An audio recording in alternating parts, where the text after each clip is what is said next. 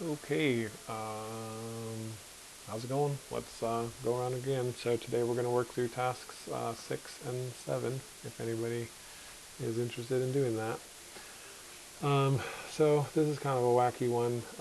First of all, we need to make sure we understand that they are giving us two different general forms of the quadratic equation that we would use if an object is falling. We've talked about this a little bit before. If we're doing things in meters, then gravity is negative 4.9. If we're doing things in feet, then gravity is negative 16. Other than that, they're both the same. The initial velocity goes in front of the t variable, and the height that you throw it at is the thing that's by itself. So the first question is, a piece of paper and a hammer are dropped off at the top of your school, which is 90 feet high. They're both dropped from a still position. In other words, we just drop them, we don't throw them. If you ignore air resistance, so if we did this on the moon, for example, where there's no oxygen, there's nothing slowing it down, which object, the paper or the hammer, hits the ground first? Well, crazy but true, both hit the ground at the same time. So if we were actually in class, I would get online and I would show you a video of a leaf and a penny falling in a vacuum. So maybe that's something that you can do on your own. Find a YouTube video of, did I say a leaf? Of a feather and a penny falling in a vacuum tube. And it's kind of cool because they both fall at the same rate if there's no air in it. Okay, so whatever. All right, next one. A potato is fired from a spud gun at a height of 3 meters and an initial velocity of 25 meters per second. Write a function to describe the height of this potato projectile. Okay, so this first part's easy peasy. They're using meters, so that means we're in the meters equation right here. So the beginning of this is always going to be negative 4.9 if we're in meters, t squared. Okay, then we have an initial velocity of 25 meters per second, so that means I have to go plus 25t. Then we're falling from a height of 3 meters, so I go plus 3 on the end. So super easy. Negative 4.9 right there. The initial velocity goes in front of the t, and the height is by itself. Okay, next part is a little bit trickier. It says, what's the maximum height of the potato, and at what time does this occur? So to do this, we need to figure out what a and b and c are. So a is the number in front of the squared variable, so that's negative 4.9. B is the number that is in front of the regular variable, so that is 25, and C is the number that's by itself. So the x-coordinate of this answer, in other words, the time that it's going to take to reach its maximum height, is always going to be equal to the opposite of the b value divided by 2 times the a value. And I'm not going to get into why that's the case. That's something that we could have a conversation about in more detail if we were in class, but we're not. So you're just going to have to trust me. So in this case, b is 25. So the opposite of b is negative 25. And I'm going to divide that by 2 times a. Note the use of parentheses, that's important. So 2 times negative 4.9.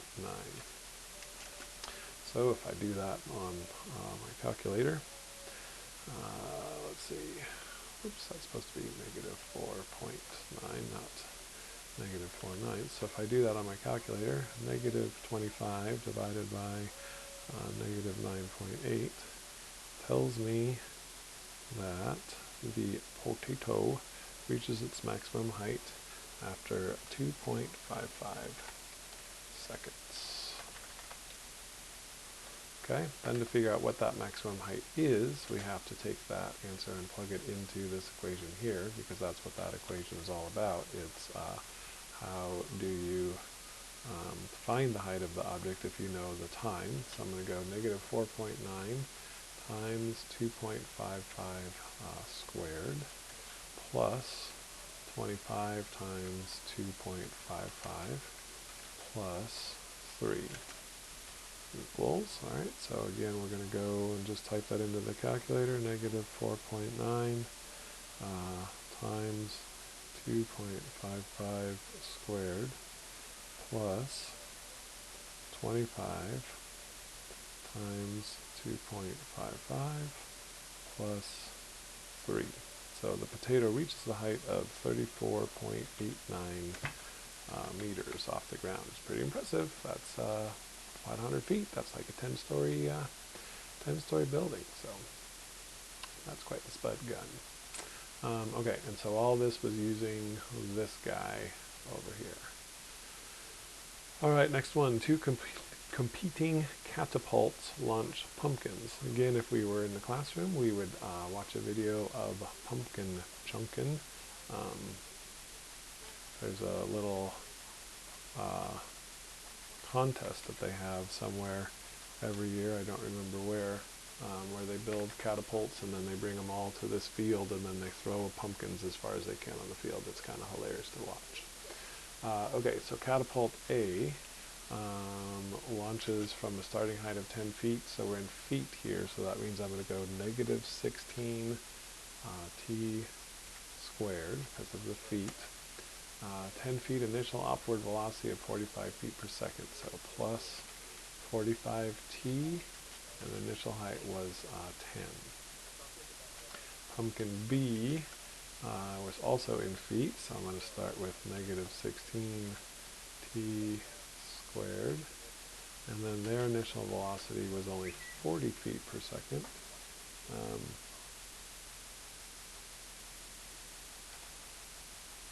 But they started from a height of 25 feet.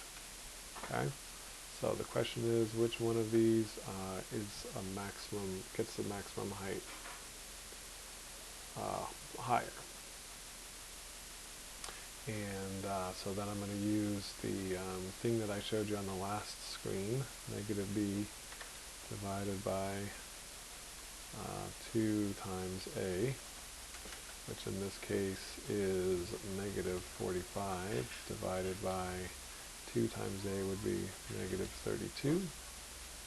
So that means the time when pumpkin A reaches its maximum height is 45 divided by 32, which is 1.4 seconds. 0.406 seconds.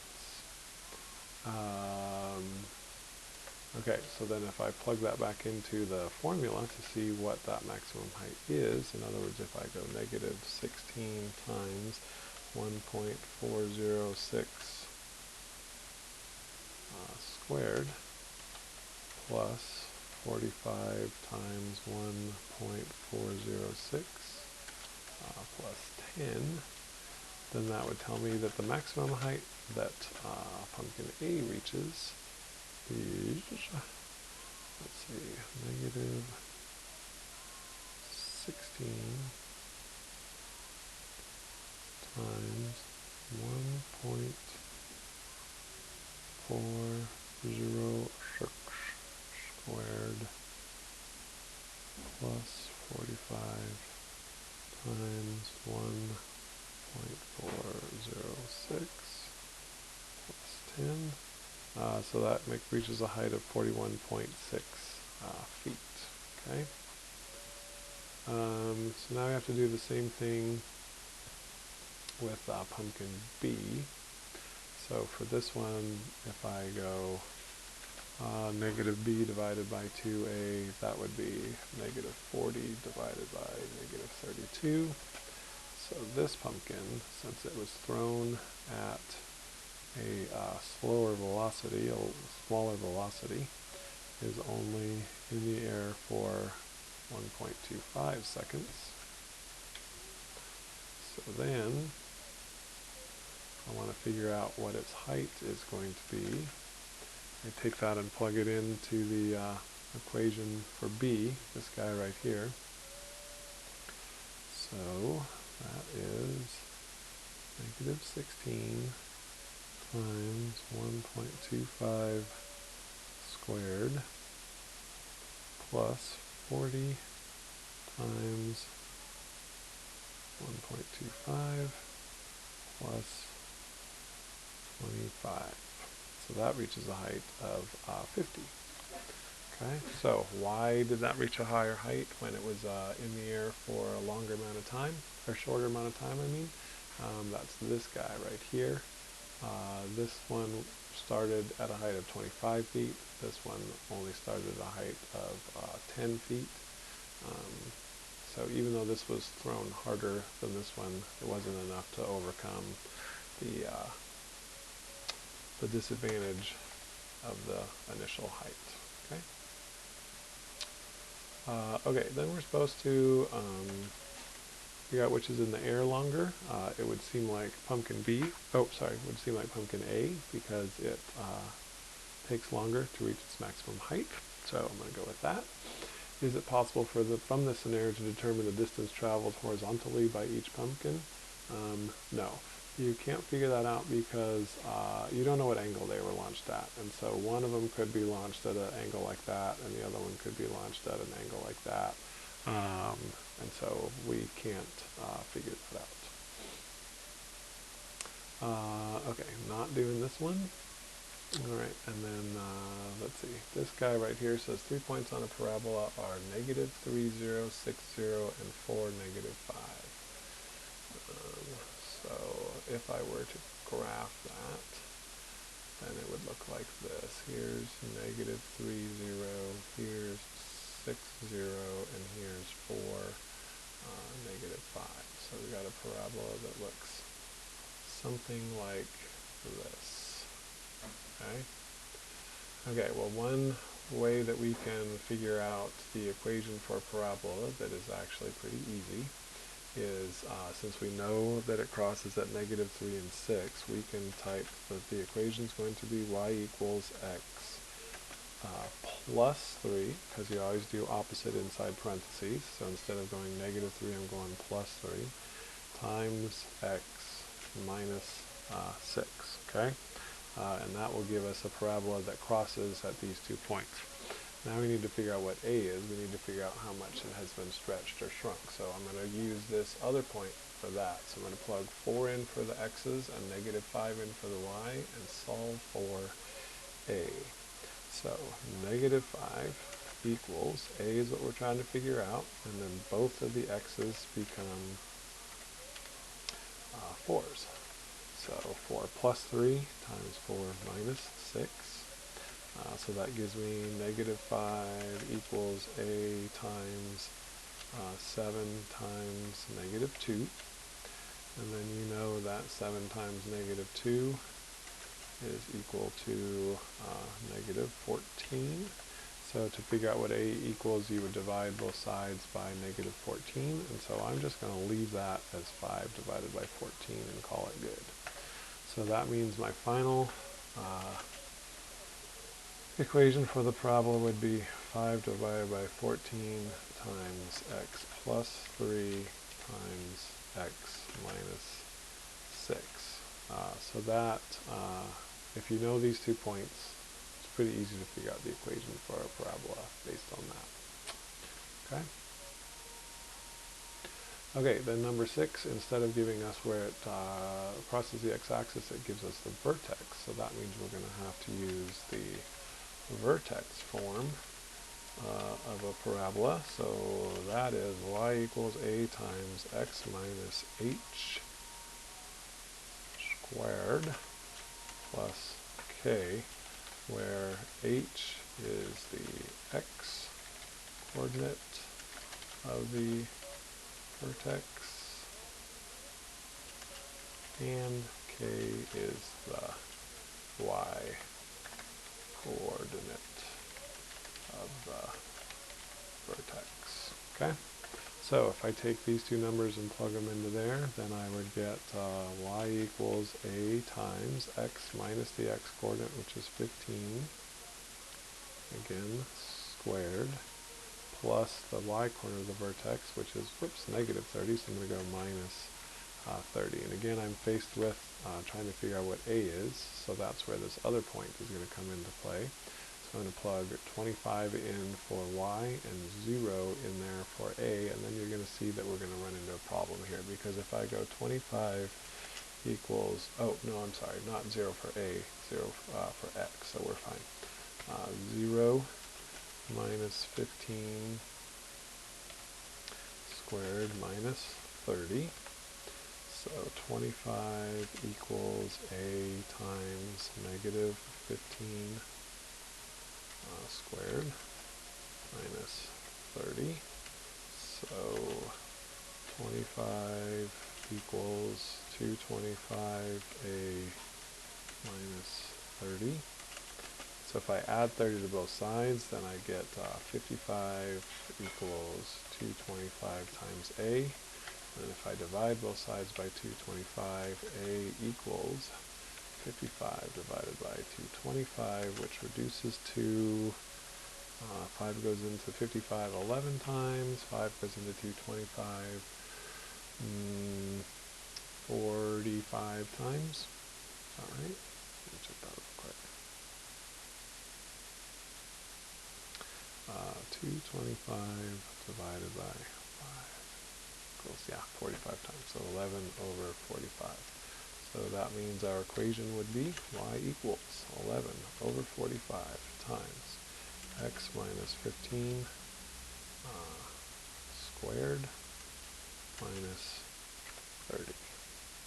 So is this enough information to write the equation for the parabola? You betcha. Here it is. Right here. We did it. We done her, boys. Nice job. Okay, so that's task 6. Task 7 is very easy. What's the difference between a linear and a quadratic function? Linear,